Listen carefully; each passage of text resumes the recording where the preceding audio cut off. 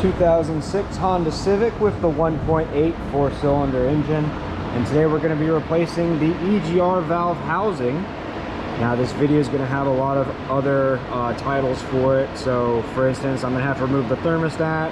The EGR valve sits right here on top, and the actual housing for the EGR system itself. So it'll probably be about 3 different videos with different titles, so I apologize about that. And as I'm working on the part that you're interested in, just go ahead and skip ahead in the video until we get to the part you want to see. Other than that, let's get to it. Alright, first thing I'm going to be going over removing is going to be the EGR valve, because it's right up here in the top. Let's go ahead and press down this pin and remove it. Also a quick tip for all these exhaust type bolts right here, because these heat up with the exhaust gas. The EGR valve, exhaust gas recirculation valve, has exhaust fumes going through it, so the bolts and surrounding areas get very hot.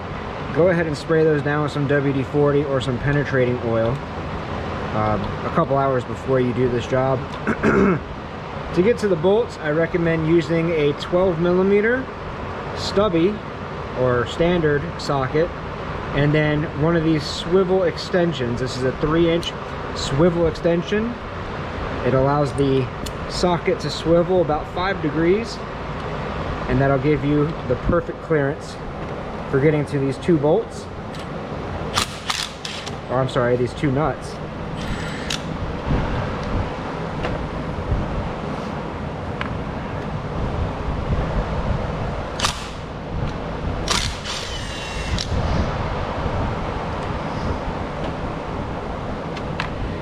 And there's your EGR valve.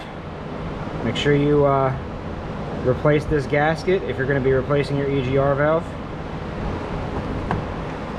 Now let's go ahead and move on to the thermostat. You don't need to remove this upper radiator hose, but for the sake of getting a good shot on the camera, I'm going to go ahead and remove it.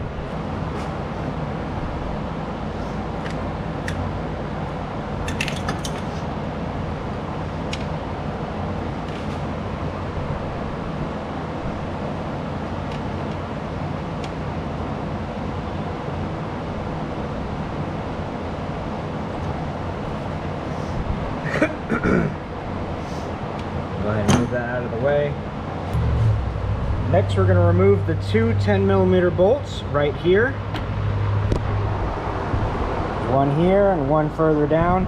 And that's going to hold on this adapter that holds all of the wiring harnesses together.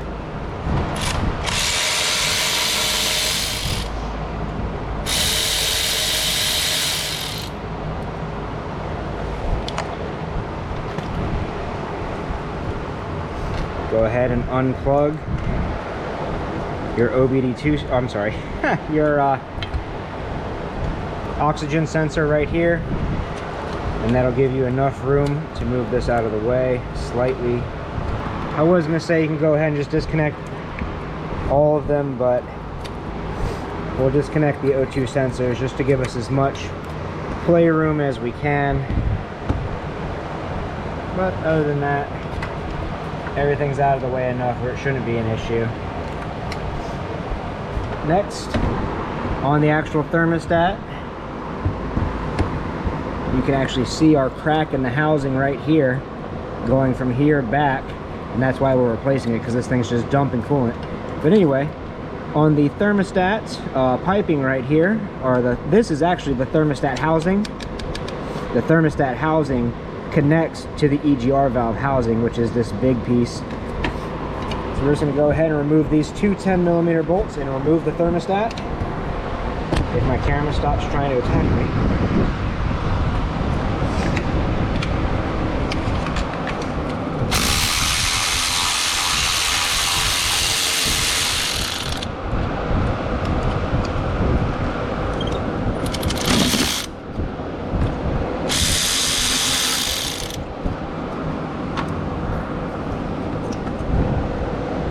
This piece broke completely off right here.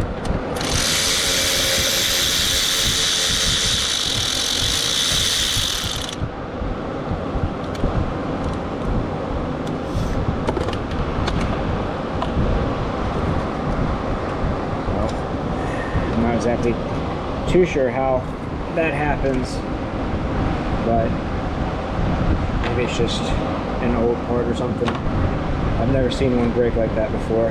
Anyway, we can go ahead and remove our thermostat. There's a thermostat.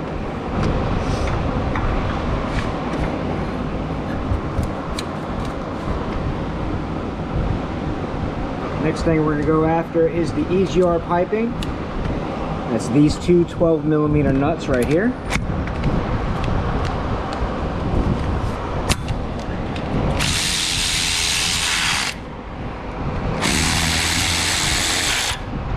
And this piping has a gasket on it as well. Make sure if you are replacing these pieces that you replace that gasket.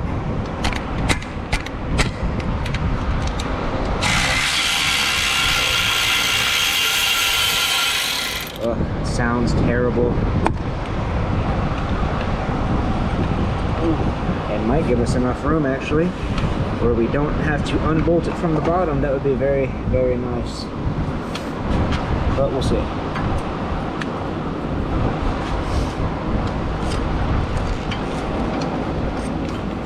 Let's go ahead and push that thermostat housing out of the way. Next, we're going to undo this bottom hose.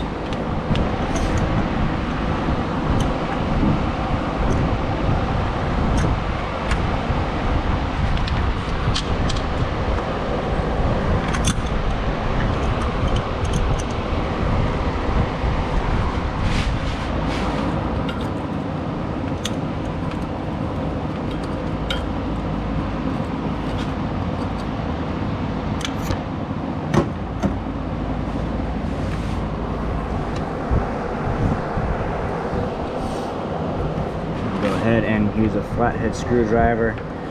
Try to gently pry this in between the hose and the metal line and just work your way around it to break it loose. This is probably the first time this hose has been removed since this vehicle was built back in 2006. So I don't want to break the hose either, so let's just use the screwdriver to break it loose. And then just give it a couple wiggles as you're pulling downwards and slide that hose off. And push that out of the way for later.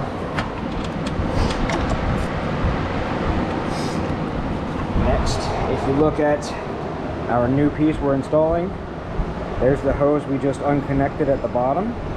We now have this big hose going towards the back. And then there's this hose right here, which is a hard line for the coolant, and that's actually sealed by an O-ring right here. That's this hard line. I'm pretty sure that this is essentially non-removable without doing a lot of work over here. So what I'm going to try to do is I'm going to remove the bolts for this housing, disconnect our pipe from our EGR pipe, and I'm going to slide the whole housing this way and slide that pipe out so the pipe stays there and we don't have to worry about messing with a bunch of other stuff.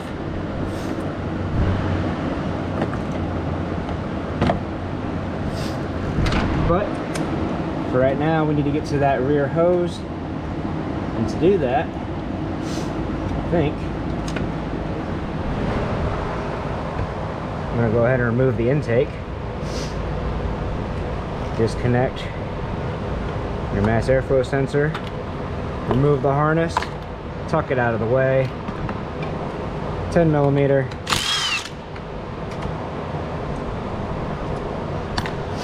There's probably another one. There it is, way in the back. That is a very inconvenient place. Huh. Might have to remove the top piece and then the bottom piece. Top piece, filter. Gave me a little bit more room. I might be able to play that out. Let's go ahead and switch back over to our electric ratchet. 3-inch extension, deep 10mm.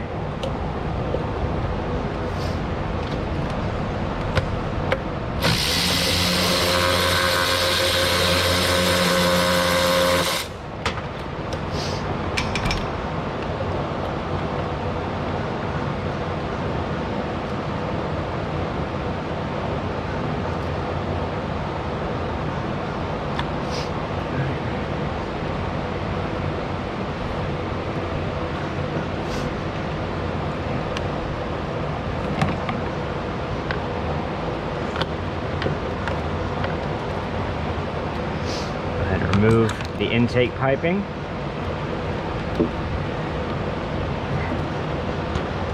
Oh, there's a little pop pin right here. You just have to lift up on the box and it pops out of there.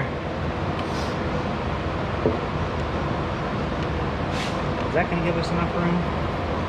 Kinda.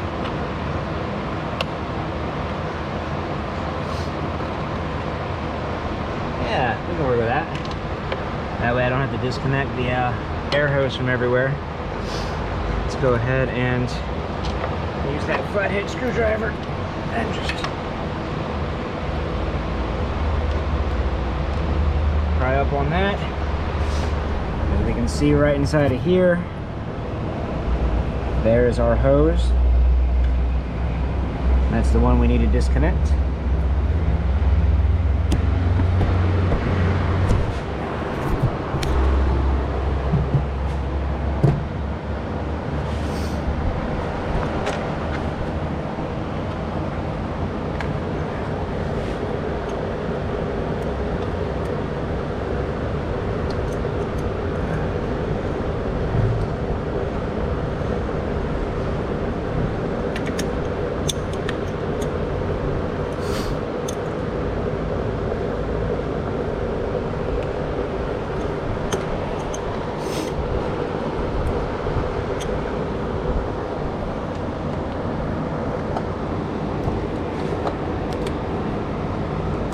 Put some twisting motion on that. Sorry for the bad camera angle. Just right in the way. Just grab that hose and make sure you can twist it to break it loose. And then gently wiggle it as you're pulling on it. And that hose is now disconnected. We're going to push that up and out of the way.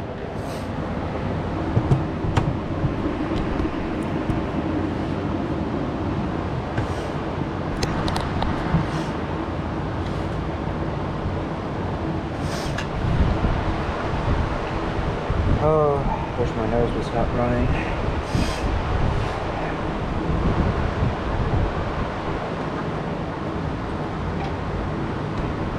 And last, but most definitely not least, we have our three 12mm bolts holding the housing to the engine head, I believe. Yep, to the engine head.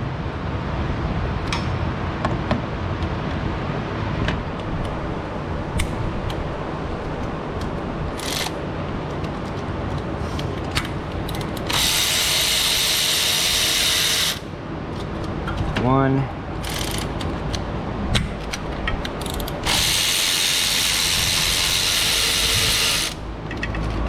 two,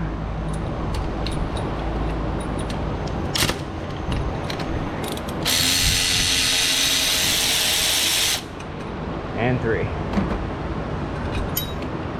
They're all the same size, so you don't need to worry about mixing them up or anything like that. Let's go ahead and see if we can't remove this pipe.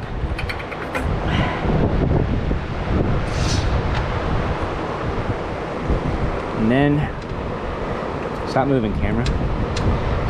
Like I said previously, oh, there's another hose right there in front, right in my face, and I missed it. Oh. This little one right here. Take the clamp off. And again, we're just going to grab it gently and twist it to break it loose from where it's been sitting for the past 20 years. And gently pull up.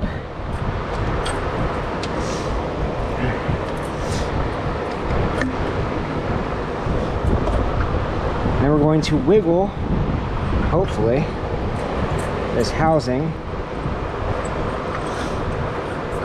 to remove it from that coolant hose.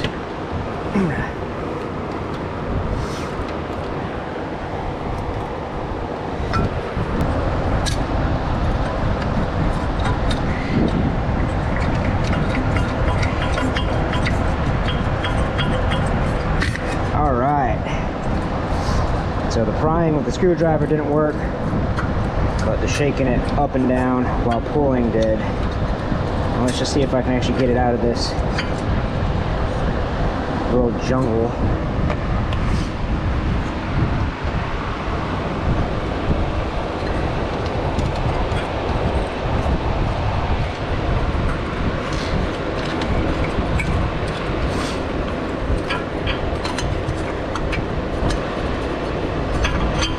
you go.